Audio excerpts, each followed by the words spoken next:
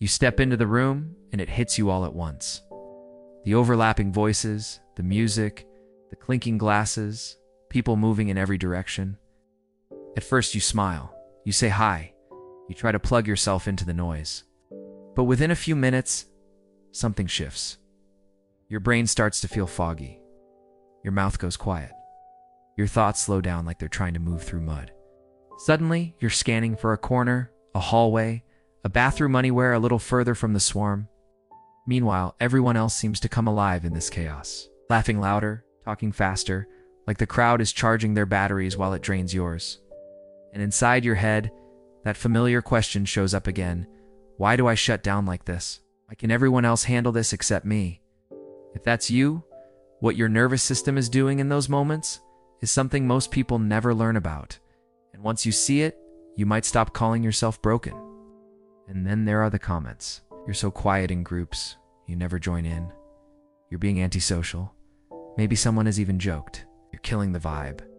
They say it with a laugh, but it lands heavy. You replay moments where you froze, gave one-word answers, or left early and spent the whole ride home feeling embarrassed or angry at yourself. After a while, you stop calling it being tired and start calling it being broken, boring, awkward, bad at people. The one who can't handle what everyone else calls just a good time.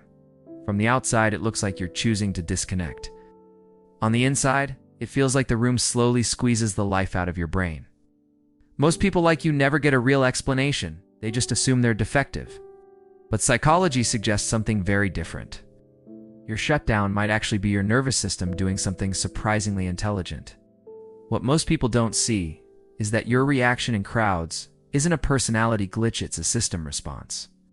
Psychology suggests that when you shut down in busy spaces, it's often because your nervous system is hitting overload and trying to protect you, not because you're weak or antisocial.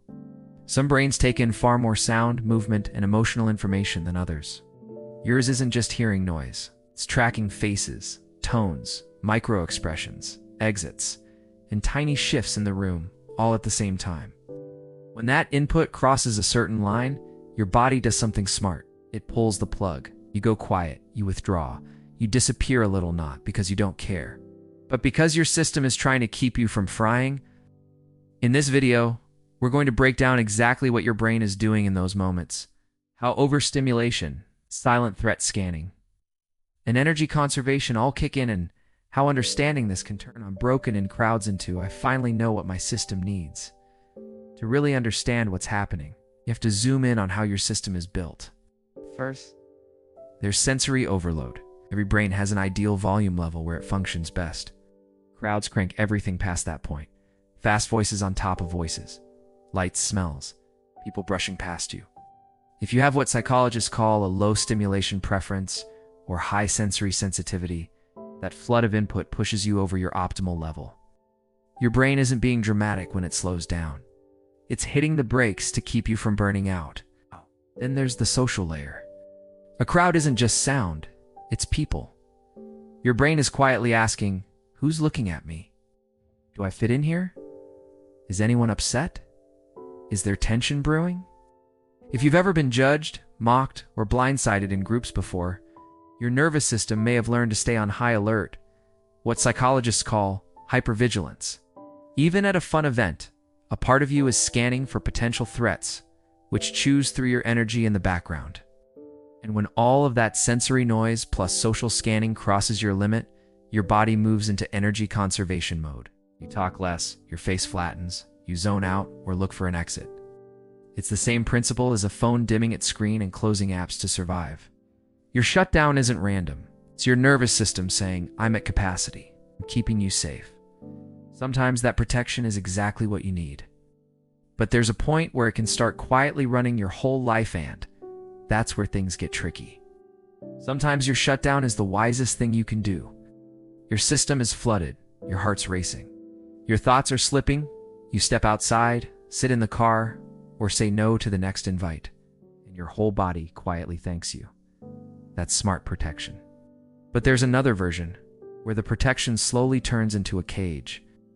You start saying no to everything by default. You avoid any setting with more than a few people. Your world shrinks to the handful of places that feel safe. And a part of you wonders when you stopped living and started just hiding. The same sensitive system that keeps you sane in chaos can also convince you you're incapable of more, and learning to tell those two apart is where your freedom begins. When you see all of this together, your story in crowds starts to look very different. You're not bad at people. You're someone with a sensitive, intelligent nervous system that reaches too much faster than most and isn't afraid to pull the plug to protect you. You notice details others miss. You read energy, not just words. You're built to function best in calmer, more intentional spaces, with smaller circles and deeper conversations, not endless noise and performance. That's not a flaw. That's a design. Your job now isn't to bully yourself into loving chaos, it's to work with your wiring. That might mean choosing environments that actually fit you, planning breaks or exits without guilt, and saying yes to fewer things but being fully present when you do. Instead of thinking, "What's wrong with me?" in crowds, start asking, "What does my system need to feel safe and alive?" If this explained way too much about your life in busy rooms, you're not alone. Subscribe and stay close if you want more videos that speak to minds like yours. And tell me in the comments what crowds really feel like from the inside. No. And if you've ever preferred staying home, hating small talk, or choosing the quiet corner over the spotlight,